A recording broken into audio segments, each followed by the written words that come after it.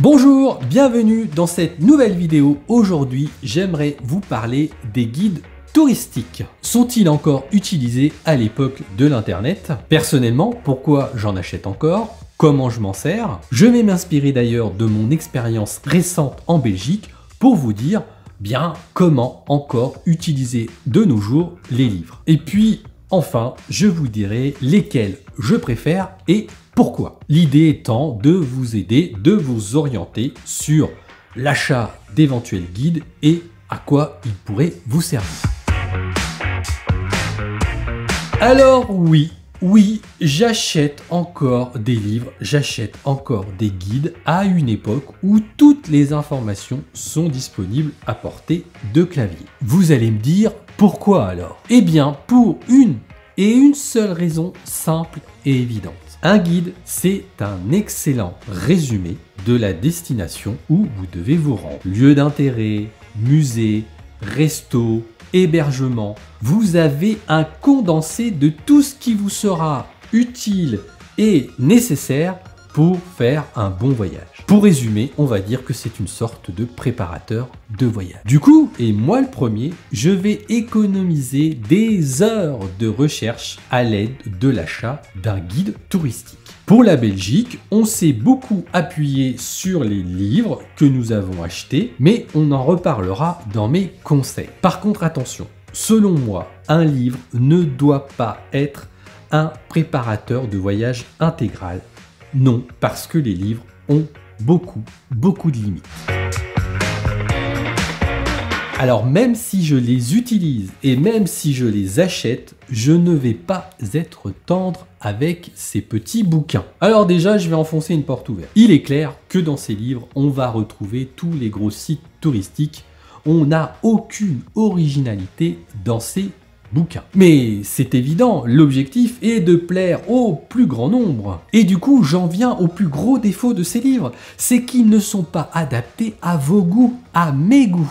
Par exemple, le guide sur la Belgique va me dire il faut aller au musée des sciences naturelles à Bruxelles, car il est un incontournable. Oui, mais la science, les dinosaures, je suis pas un passionné de tout ça. Préférant les bâtiments et l'architecture, j'ai préféré largement aller à l'Atomium qui est à peine abordé sur notre guide. Et puis en termes de musée, mais j'ai largement préféré aller au musée de l'armée plutôt que le musée d'histoire naturelle. On est tombé totalement par hasard sur ce musée, super intéressant, en plus avec peu de visiteurs, et en période de Covid, c'est un plus. J'ai préféré par rapport à mes goûts. Les guides vont aussi vous conseiller par rapport aux durées à passer dans certains endroits. Oui, mais du coup, ces délais sont totalement biaisés, car elles sont conditionnées par la visite d'incontournables qui ne vous intéressent pas forcément. Pour exemple, je pense qu'on a passé beaucoup trop de temps à Bruxelles par rapport à nos centres d'intérêt. On a voulu suivre les conseils de notre livre, on n'aurait pas dû. On aurait dû passer une journée ailleurs, dans un autre endroit de Belgique qui nous aurait certainement beaucoup mieux plu. Ensuite, les livres sont en train de suivre une certaine mode qui est de codifier très simplement des incontournables, des lieux à visiter par un système d'étoiles. C'est très bien, je trouve, parce qu'au moins ça permet tout de suite de se dire « Ah bah celui-là, 3 étoiles sur 3, ça doit être génial, celui-là 2, ça doit être super ». Je trouve que l'idée à la base est plutôt bonne. C'est simple et tout le monde comprend. Oui, mais cette notation, elle est faite sur un territoire donné. Par exemple, sur le guide belge, on a évidemment des lieux qui sont comparés les uns aux autres sur un territoire qui est la Belgique. Mais vous allez me dire, mais Stéphane, tu perds la boule, c'est normal, t'as acheté un guide sur la Belgique, tu t'attends à quoi? Oui, le problème c'est que, par exemple, entre la Suisse et la Belgique, un 3 étoiles en Belgique vaudrait peut-être qu'un 2 étoiles en Suisse. Ce que je veux vous dire par là, c'est que la notation c'est bien, mais attention, elle a ses limites, elle aussi. Je vais prendre un exemple. Si à chaque guide d'un pays, on va vous mettre le musée d'histoire naturelle à voir dans la capitale, ce qui va très certainement être le cas, à un moment donné, vous en aurez vu des musées d'histoire naturelle, parce que le guide vous dira d'aller les voir, c'est un incontournable. Oui, mais finalement, lequel, dans tous les pays que l'on peut voir, dans toutes les villes que l'on peut voir, lequel il faut vraiment voir, lequel est un incontournable? À mon avis, je ne sais pas, mais le musée d'histoire naturelle de New York est peut-être celui à voir dans le monde par rapport à celui de Bruxelles. Je n'en sais rien, hein, je suppute, mais c'est pour vous faire comprendre les limites de ces notations qu'on a dans les guides. Et ensuite, une autre critique que je ferai au livre, c'est que, eh bien, il y a certaines parties de ces bouquins qui sont vite, très vite parfois dépassées. Alors que le château là que vous allez trouver à Gand, eh bien ce château-là, il sera certainement toujours là dans 100 ans. Votre guide sera encore d'actualité dans 100 ans par rapport au lieu à visiter. Mais je pense en particulier toutes ces pages de conseils sur tel hôtel, tel restaurant, tel bar. D'ici 2-3 ans, le bar Tartampion sera peut-être fermé. Moi, typiquement sur ce sujet-là, les livres, je les zappe. Je ne vais pas regarder où je dors, où je mange et où je vais boire un coup. Non, ça, je vais plutôt regarder sur Internet.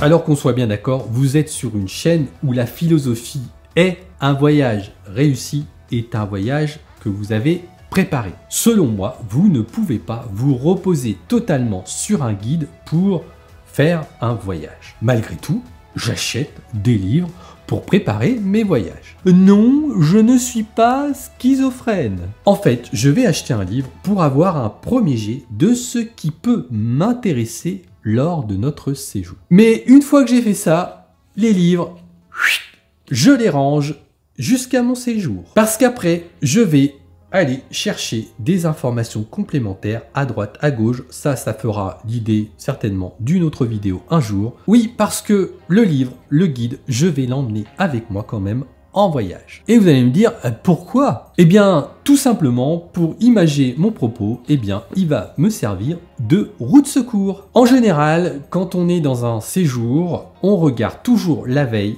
avec les livres si on n'a rien oublié par hasard ou éventuellement, ça nous permet de peaufiner à la dernière minute notre programme du lendemain. Et oui, hein, on n'est jamais sûr de rien, on ne veut vraiment rien rater. Hein. Si on est à 10 000 bornes de là, ça serait dommage de passer à côté d'un spot intéressant. Et certains guides sont intéressants parce qu'ils proposent des circuits pédestres vous permettant de découvrir une ville. Et c'est là qu'en Belgique, on a pas mal utilisé le livre. Hein. Vous voyez par exemple ici, on a le plan de la ville avec un circuit marqué en vert. Eh bien, on suit les circuits pour rater aucun spot incontournable de la ville. Et toujours en exemple par rapport à notre voyage en Belgique, on s'est totalement reposé sur le circuit pédestre proposé par le livre pour visiter Bruxelles ou Gand.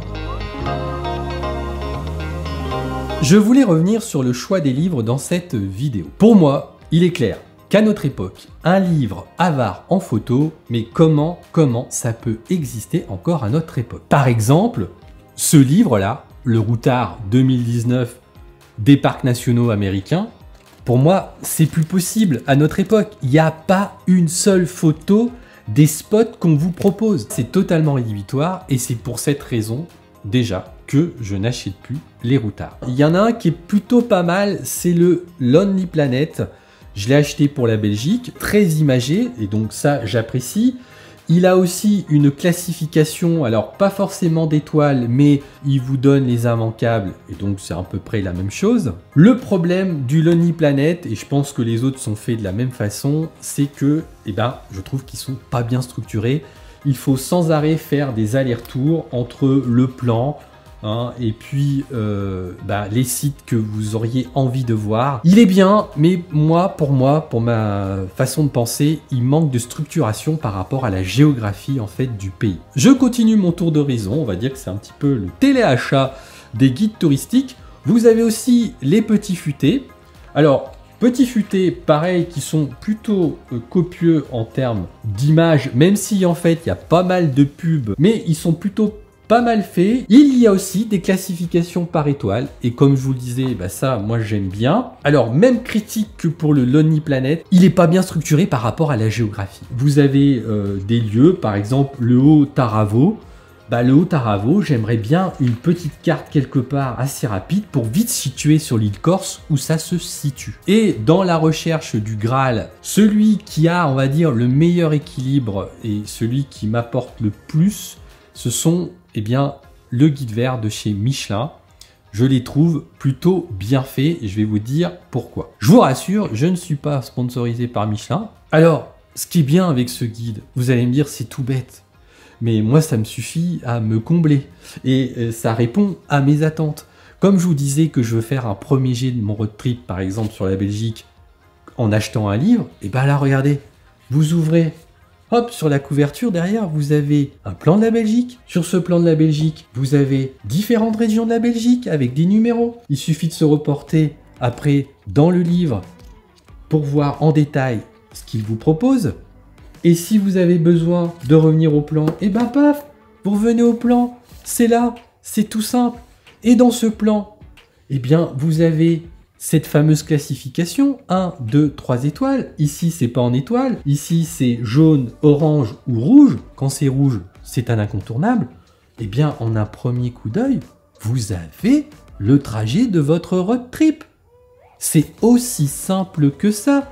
Alors après, il n'est pas mieux que les autres, hein. Il est imagé, ça, il n'y a pas de problème. Peut-être un peu moins que les autres, mais il est très bien imagé. Mais ce qui fait pour moi la différence, c'est qu'il est mieux structuré. On peut s'y retrouver très facilement dans ce livre par rapport à la géographie du lieu que vous visitez. C'est quand même important quand on visite un pays de se situer très rapidement dans le pays, en particulier quand vous voulez faire un road trip. Alors attention qu'on soit bien d'accord. Oui, j'achète des livres. Oui, je pense qu'ils sont importants. Ils ne doivent pas constituer l'unique base d'information pour votre voyage. Mais moi, je m'en sers. Je m'en sers en particulier pour, comme je vous l'ai dit, faire un premier jet des choses à visiter. Et d'ailleurs, pour dire qu'il faut faire confiance aux livres, là, ici, en couverture, ce lieu, eh bien, franchement, je vous le conseille. Et si vous voulez voir de quoi je parle, eh bien, je vous invite à me suivre dans cette vidéo.